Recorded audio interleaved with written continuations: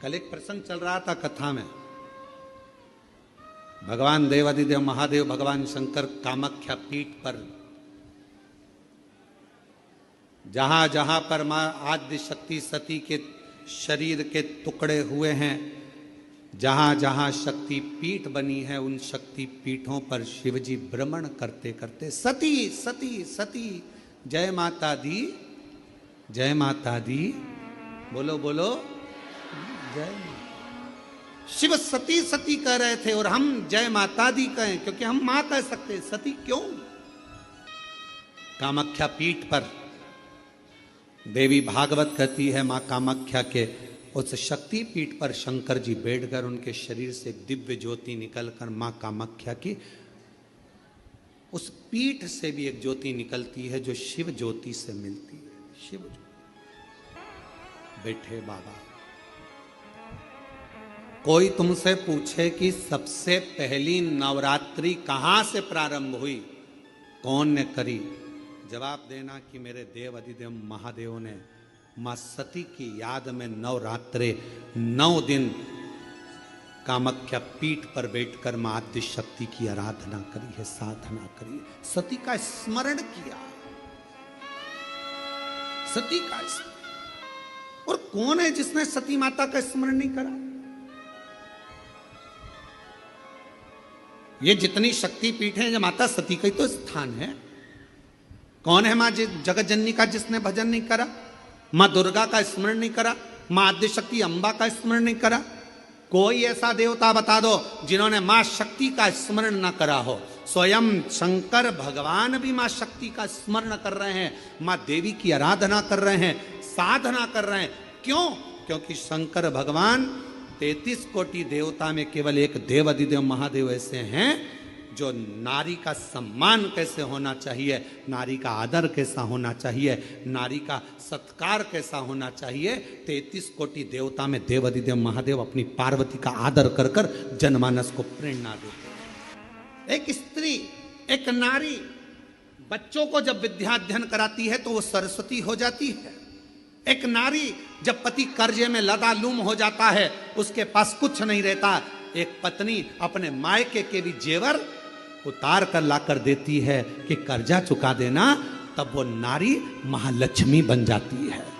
एक नारी जब बच्चे भूखे होते हैं, पति भूखा होता है और भूख लग रही होती है, घर में कोई कैसे, वो बीमार भी है ना, उसके शरीर में रोग भी है, सिर दर्द हो रहा है, बुखार आ रहा है, घर में कोई करने वाला नहीं है, तब वो नारी भले नौकरी करे, सर्विस करे, चाहे कहीं पर भी रहे, चाहे वो गृहस्थ आश्रम में रह रही है, परिवार में रह रही है, पर बीमार होकर भी वो रसोई घर में भोजन बनाकर भोजन करा रही है, तो वो अन्नपूर्णा बन जाती है। बच्चों को पढ़ा रही है, सरस्वती बन गई। पति का कर्जा उतारने के लिए उसको दुखी ना देखते हुए उसने अपना गले के रकम, कान के बुंदे, हाथ की अंगूठी, कड़े तक दे दिए, वो लक्ष्मी बन गई। बीमार होने के बाद भी वो भोजन बनाकर अपने बच्चों को, पति को, परिवार को खिला रही है, वो अन्नपूर्णा बन गई। और जब अपने पति, अपने परिवार और अपने बच्चों पर दुख आता है तो वो चंडी भी बन जाती है, वो चंडी भी बन जाती है।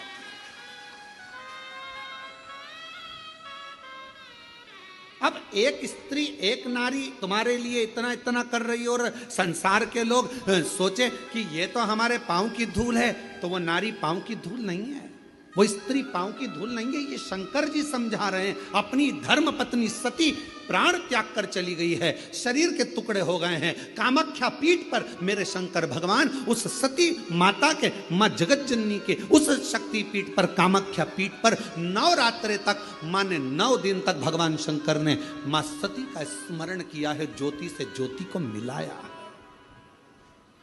ज्योति से ज्योति को। ये नवरात्रे, ये भारत की भूमि पर सनातनियों के लिए, सनातन धर्म के लिए नवरात्रे काय के लिए आते हैं?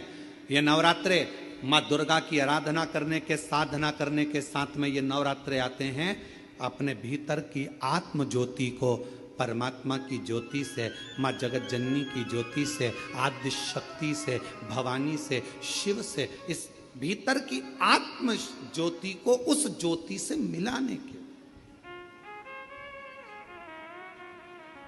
ये नवरात्र काय के लिए आते हैं? एक नारी का सम्मान करने के लिए। ये नवरात्र काय के लिए आते हैं? एक नारी के भीतर भी देवी की आराधना, शक्ति की साधना का प्रणाम करने, नमन करने। ये नवरात्र काय के लिए आते हैं? एक छोटी सी छोटी लड़की में भी, कन्या में भी उस आद्य शक्ति मां जगत जननी दुर्गा उमा का दर्शन करने के। केवल नवरात्रे व्रत करने से पूर्ण नहीं होते हैं। केवल नवरात्रे व्रत करने से पूर्ण नहीं होते। केवल नवरात्रे 9 दिन तक भूखे रहने से पूर्ण नहीं होते। केवल नवरात्रे नवरात्रि तक जागने से पूर्ण नहीं होते। केवल नवरात्रे घर में ज्योत जलाने से पूर्ण नहीं होते। केवल नवरात्रे 9 दिन तक जवारे बोने से पूर्ण नहीं होते। केवल नवरात्रे 9 दिन तक कलश स्थापना से पूर्ण नहीं होते। नवरात्रे पूर्ण जब माने जाते हैं जब आप घर में रहने वाली नारी का आदर करना प्रारंभ कर दो। प्रत्येक कन्या में, प्रत्येक बच्ची में तुम्हें मां जगत जननी का स्वरूप नजर आने लगे और आप स्त्री को सम्मान देने लगे, आदर करने लगे, तो समझना कि नवरात्रे सिद्ध हो गए। नवरात्रे में आपकी साधना सिद्ध हो गई। गाली बक रहे हो, आप शब्द कर रहे हो, ताना दे रहे हो, आड़े टेढ़े वचन बोल रहे हो, कभी हाथ उठा लिया, कभी जूता उठा लिया, कभी चप्पल उठा ली, वो भी तो किसी की बेटी है। वो भी तो किसी की बेटी है। किसी के बेटी को आदर देना तो प्रारंभ करो। सत्कार। कितनी आराधना पूरी दुनिया कर रही है नवरात्रे में। पूरी दुनिया कितनी आराधना कर रही है मां जगत जननी की। कोई जोत जलाता है, कोई जवारे बोता है, कोई, हम कहते हैं जोत जलाओ अपने भीतर, प्रत्येक नारी के आदर की, सम्मान की, सत्कार की। अपने भीतर एक जोत जलाइए कि मुझे आदर करना है, नारी का सम्मान करना है, सत्कार करना है।